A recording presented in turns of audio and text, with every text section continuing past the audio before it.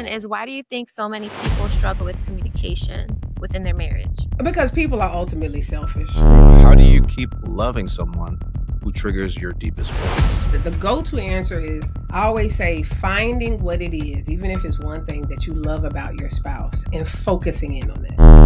Your husband's not telling you things because you don't know how to handle the information he's giving you. That's honestly, this kind of perfectly segues to this next question. So this is mainly for the men. This is a question that literally I came with, and kind of while we're on this topic, and it's kind of long-winded, but Okay.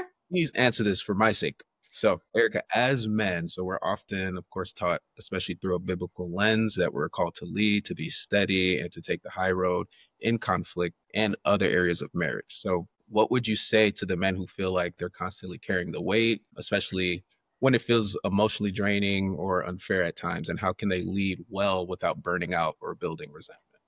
That's a lot of unpacking. So the simple part of it, and let me speak directly to your viewers. If you're not a Bible believer, ignore what I'm about to say, because this ain't going to sit well with you.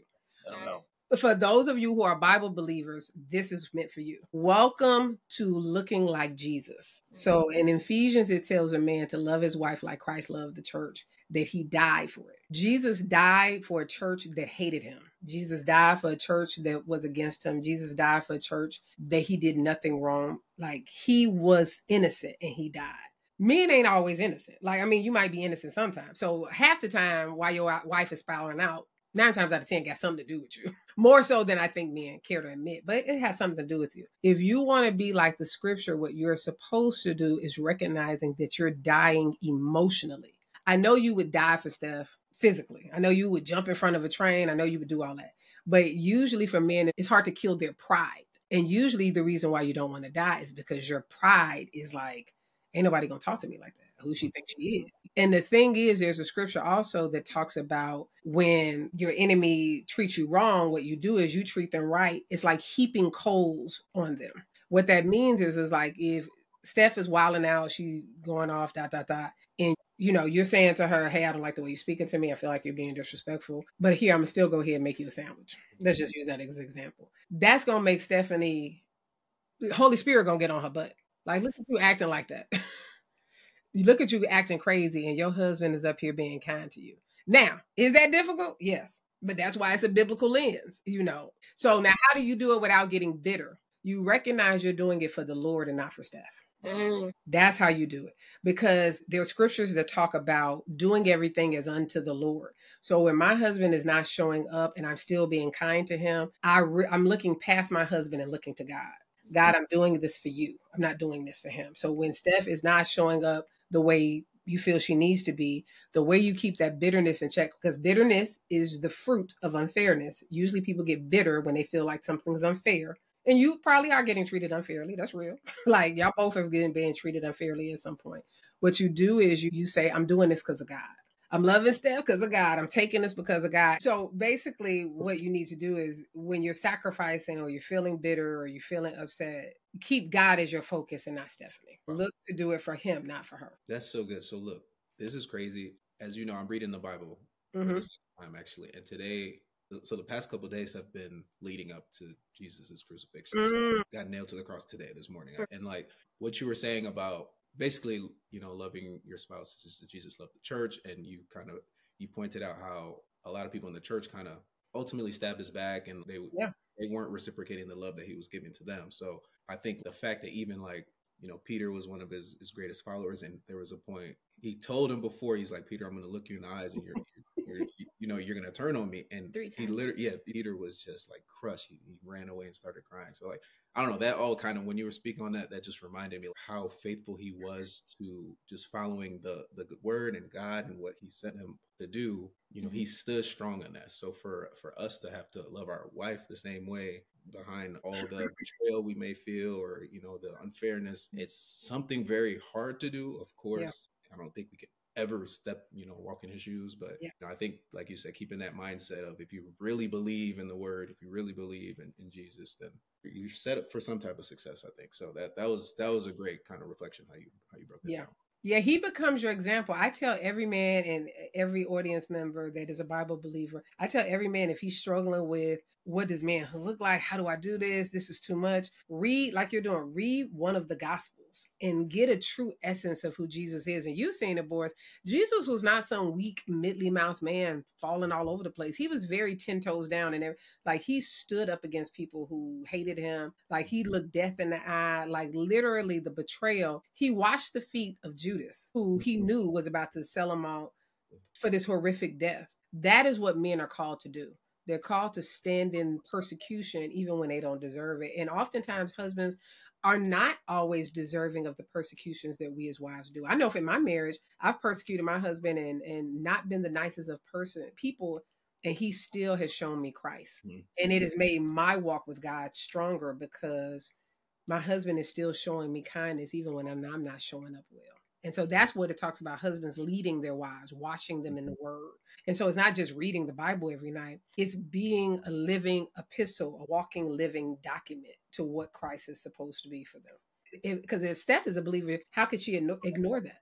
So thank you, Erica, for explaining that. But can you kind of give a perspective for our non-believers? Kind of going back to what we said earlier is that putting it in a tangible space, giving your wife empathy. So figuring out why she's showing up the way she is. So is she wilding out or frustrated because she's not being seen? Does she feel like she's not being heard? So one of the things that I would tell a husband is taking the time to study his wife. What is it that she needs? Why? As erratic as men tend to think we are as women, we usually are not wilding out for no reason. Now, it might be a petty reason. I'm not going to gaslight y'all.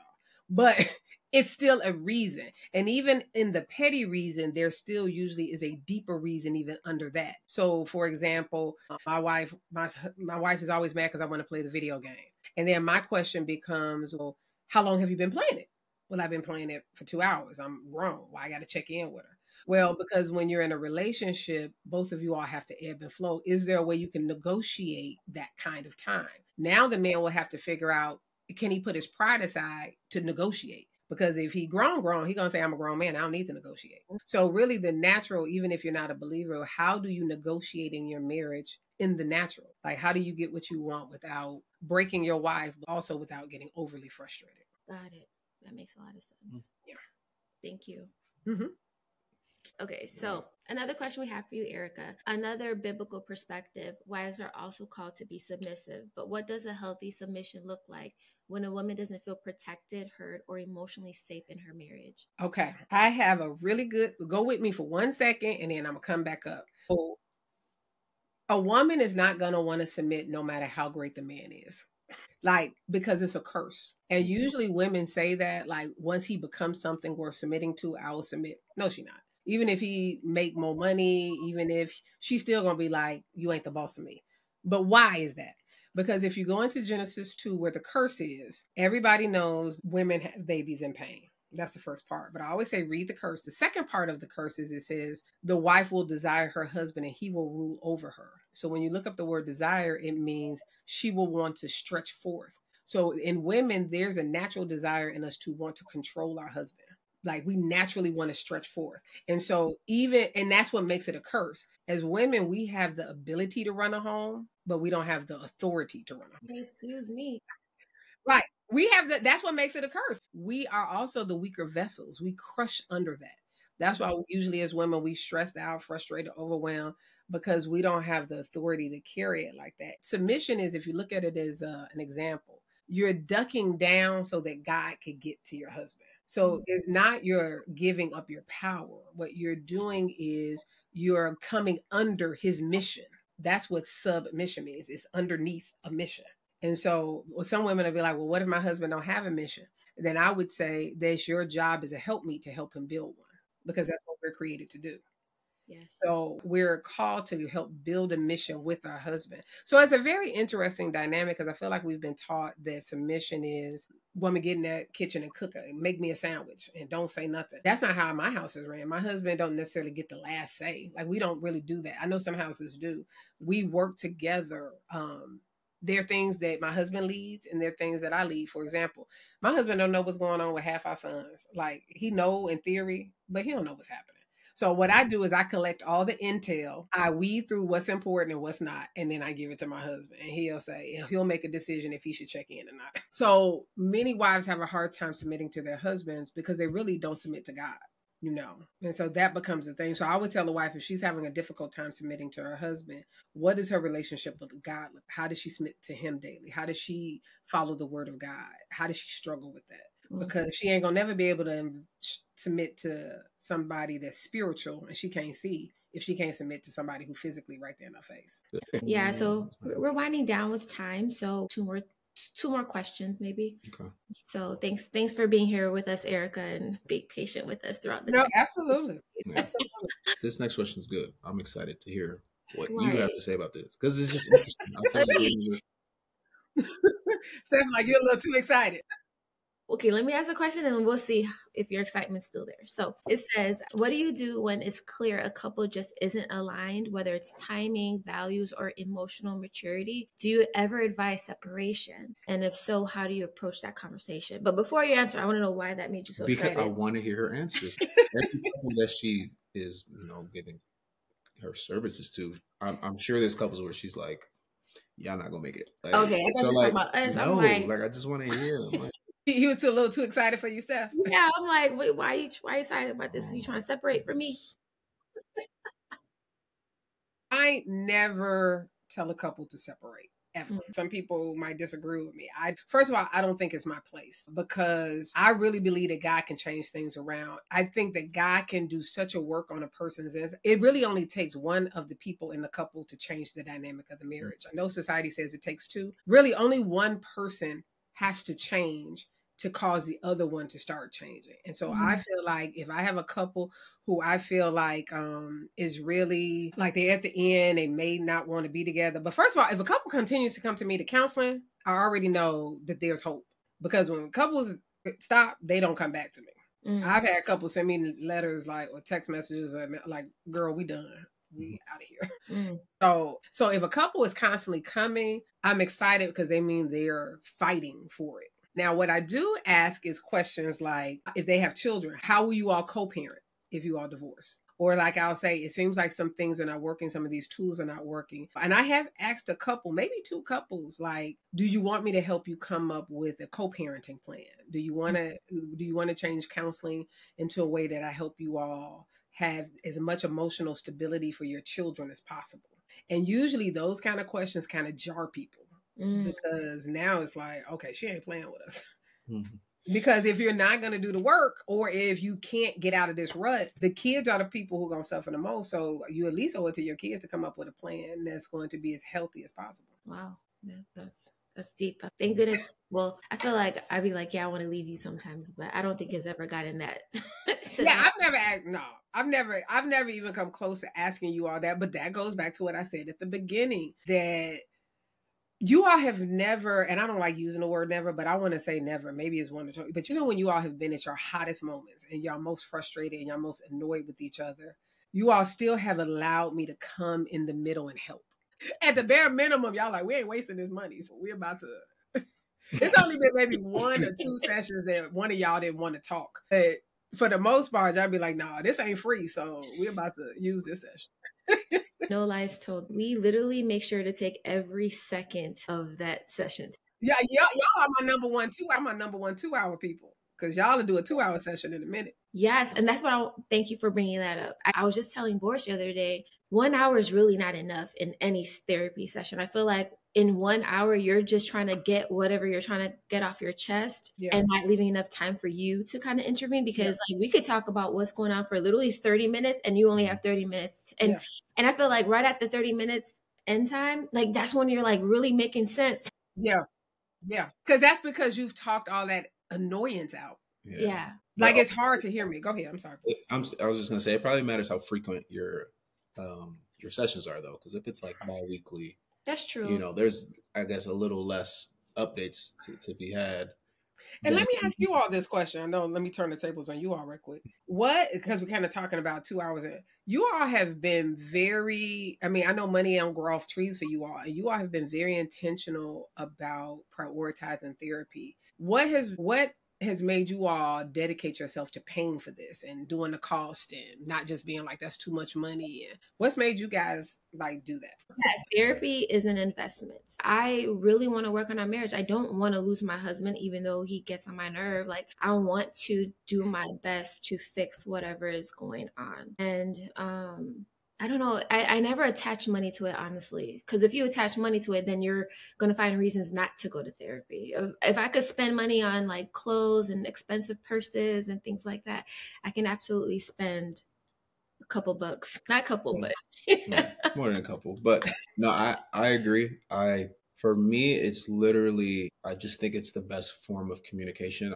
I don't ever see us being to effectively communicate on a consistent basis. Like, we'll always have hiccups or just times where we're just not on the same page. So like, you could be saying something that makes so much sense, but to me, I'm just like, whatever, you just trying to get on my nerves, blah, blah, blah. And as soon as we get a therapy session in, we open up to her, to Erica, and then she's able to communicate through us. I don't think about the money. I just think about like the outcome. I know what's going to happen. I know she's going to be able to try to explain to you, just like she's going to try to explain to me what you're trying to say. So like, again, this is a lifelong thing. I don't believe in divorce. Like, I literally hate that word when it's said. I don't know. There's just no way I can see us like being like, okay, we're good for the rest of our lives. Like, we know how to communicate now, so we don't need therapy.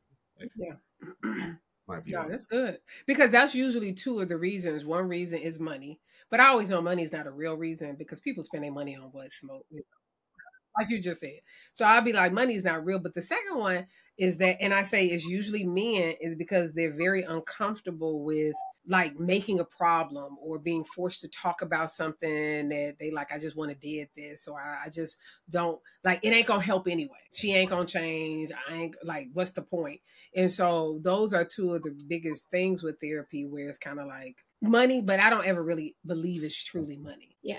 I agree. You can take all our money. I'd be like, it's rough. And I still see Stephanie and Boris name right in there with a session schedule.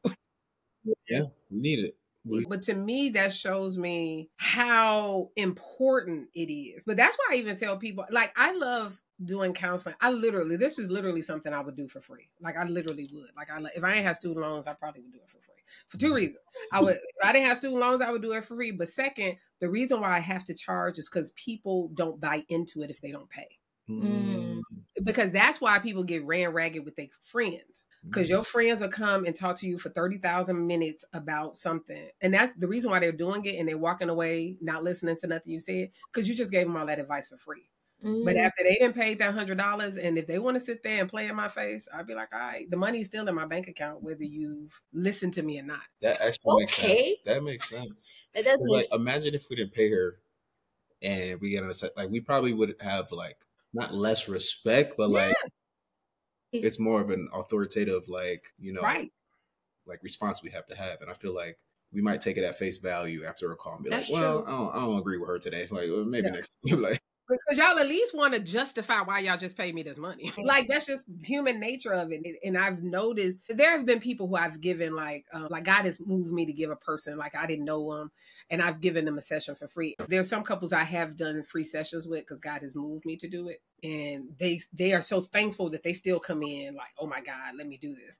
But generally, I always tell people, because sometimes people are like, I don't need to have a therapist. I don't need to go to counseling. I could just talk to my friends. I could just talk to my family. And I'm like, that's true, but your family is going to give you advice. I don't give advice. And I mean, you all can push back with that. I don't give advice. I don't be like, okay, y'all, this is what y'all should do. What I do is I hear you, I ask questions, I maneuver, and then I ask you guys, what do you want to do?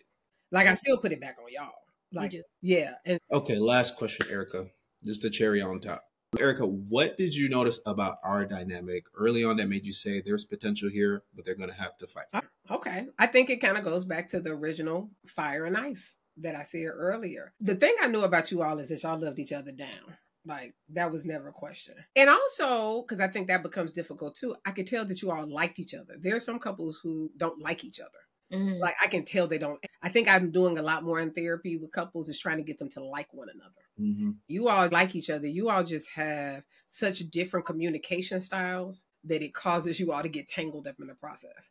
So I knew that you all were willing to do the work. And so sometimes I have couples come to me for once or twice and then I never see them again. The way I knew that y'all was committed to your marriage, because y'all kept coming back. Well, you made it easy for us to come back. What made it easy? Just the fact I was letting you all talk, or? I think it's just your personality. You're just very comforting. I don't know what it is about you, but I don't know. I don't know either. I think one, like, you really do use the word to like humble us and like. Well, I'm sorry, honey, but yes, that's true. But we didn't really use the word in the first 3 years of our like. Oh, you're saying so? Like, what made us stick in the beginning? Yeah. What made y'all keep coming around in the beginning? I think it goes back to about communication. Even though I never set up all the sessions, but like when you were setting them up, I'm like, we do need this because you're not hearing me. Yeah, Boris just started making the sessions with the last 4 or 5 months. Oh, yeah, for real. No, literally. Clearly on his nerves, I guess. No, it's not. I see Boris' name. I said, "Oh Lord, what Stephanie done?" When you see my but name. that was big though, Boris, for you to start making those sessions, because for the first 4 years it was Steph, and I felt it was very empowering for you to make them yourselves. Mm-hmm. Thank you. I thought that was really good. I felt like you were using the tools, and then I was going to say too, I like to call my style of therapy. I created the word. It's like auntie therapy. I try to combine therapeutic stuff with like you talking to a family member. Definitely assumed it would be a lot more formal and instructional, but it didn't feel that way. It felt literally, like you said, like an auntie, like you were trying to teach us, marriage. You were trying to teach us and help us understand, how we grew up and why we're this way, why you react this way towards your spouse, why, our communication is not great. It wasn't like, this is the way it has to be done and this is how you should do it. Like you literally had conversations with us and try to understand who we are and kind of, the trajectory that we're going in. Yeah. And that was one of the things I've said too, is that I always say everybody has to pick their fit for therapists. And I always say I'm a therapist for all races and cultures, like whoever. I don't care. You can be white, black, or whatever. But I will say this, when I was going to school, my school was very European based. Basically, theories, all the models, all the things we learned was not based off of African American culture. It was very Eurocentric, all the models. And one of the things I prayed to God was, I said, God, I want to be a therapist for my people. Like I want to be able to connect in a way that they get me. And one thing I know about Black folks, that most people want to know, am I married? They don't care about my degrees. They want to be like, is she married? How does this work for her? Or they'll ask their friends, how has she helped you? 99% of my clientele is word of mouth. Like I've never advertised. Like I've just started doing TikTok. It's probably 95% of from you, Steph, and Boris. Because the first thing Black folks want to know is, has she been in your business? Has she talked to you? Like, how have you experienced her? And that is what sells me to people. It's not really my degrees, what I've done. It's how have I helped the people in front? Yes. And so that's why it's so important. That makes me think about when we saw Preston Perry. He's big on social media and he's an evangelist. He wrote a book. He's from Chicago, and we went to see him speak, and we got to meet him. It was like a meet and greet after. We took a picture, and we told him, this is before when we first started talking about doing our podcast. We're like, yeah, we're thinking of doing a podcast. Like the first thing that came out of his mouth was, "Are y'all married?" Like nobody's gonna try to hear anything we gotta say. And then I find myself being in the middle ground, because not only do I help married people, I'm really big with helping single people too. And so that's very unique too, because I tell people I ain't been single since the 1900s. So and so people are like, well, how can you help us in this? Well, because I've submerged myself into this culture to really see what's going on and really understand dating apps and all these different things. And so people want to know, how can you speak to my experience? Like I said, I don't know about other cultures, but I know Black folks want to know, why should we listen to you? And they're going to ask you in your face. They're not going to beat around the bush with it. I think that's a big thing with Steph too. She really emphasizes, like, she doesn't want this to be just directed towards married people. She wants the signals to know, like, what it took to get where we're at, and like, tell them kind of, our experiences to help them in any way we can. So also, you got to let them know, then y'all got to have me back, and I talk to the singles, because now I got a whole lot in the chamber for single people. How to date. I got a lot in the chamber for them. Okay, period. Like Boris said, it's a journey, right? We didn't just wake up married. I was single before I got married, and it was a tough journey, especially understanding what it takes to be a wife. So I feel like a lot of people don't know. Like, they want the ring, but they don't know what comes with the ring. Yeah. What does it look like to be a wife? I have 2 informationals coming up about my wives in training, where I have the program like you all did, MIT, but it's the single women's version. And usually the entire part of that program is helping getting the delusion out of women's heads of what being a wife is. Yeah. You know, like it's like what they think being a wife is not what it really is. So So how can people reach out to you? Yes. So my website, ericacares2.com, is if you want to do individual or marriage, and I even do something called dating counseling. Even if you are not engaged, if you want to see if the person you're with is marriage material, I do that as well. So ericacares2.com for that website. And then I have another website if you want to take marriage classes, either single or married or engaged or whatever. That's marriageuniversity.net. Yeah, I never remember my handles. So Steph, when you do this, you gotta. My IG, I got ericacares2_. And that's my IG, but I can't remember what my TikTok is. And so what I do for that is I do a lot of free, I call it wisdom. I just give a lot. So even if you don't want to do a session with me, you don't want to necessarily come to me, or if you're considering coming to me and you want to get my personality, I think going on TikToks and IG is a good way to kind of test me out before actually booking a session with me. Yeah. I think you call it like unpopular Bible beliefs or something. Yes. Biblical, but unpopular. So this theme where I'm talking about all the things that are biblical, but they're very unpopular. I promise you I was trying to gatekeep you as much as I could, because you still farm me out there though, Steph. You only told a few people here and there, because I feel like you still told a lot of people about me. No, I tell people that I know, but I don't know how this is, if this is going to go viral. I don't know. I won't find a session until 2027 with you. Like, what I tell people is, people kind of like staying stuck, unfortunately. I think you and Boris don't realize that because you guys are so big on being free. More people want to stay stuck than you realize. I don't think you're going to have to worry about it as much, because even if people come to me for one session, once I start laying out truth, people will be like, oh, this is too much. I'm gone. Wow. Like, yeah, you all are one of the few. I've got some people, but y'all be coming back in like, okay, I don't care. Everybody doesn't want truth, and everybody don't want to be set free. I could help more marriages if people knew that they was the part of the problem of their marriage. You've been spitting today. Thank you so much again, Erica. That wraps up all the questions. We really appreciate your time, giving in all the wisdom, all the insight you have of everything we've gone through, and all the great things that you have to give out to the world. It's heavy on our hearts how much we appreciate you. So I hope you feel that from us. So yes, thank you so much. And thank you to the viewers again. That wraps it up for all of the questions that we have for our therapist, Erica Rooks. Please follow her on all the platforms that she's provided. If you have any comments, please do so. Subscribe, like, share, and it's a wrap. It's a wrap. Thank you so much, Erica. We love you. You're welcome, guys. You're welcome. This was great. I had a great time.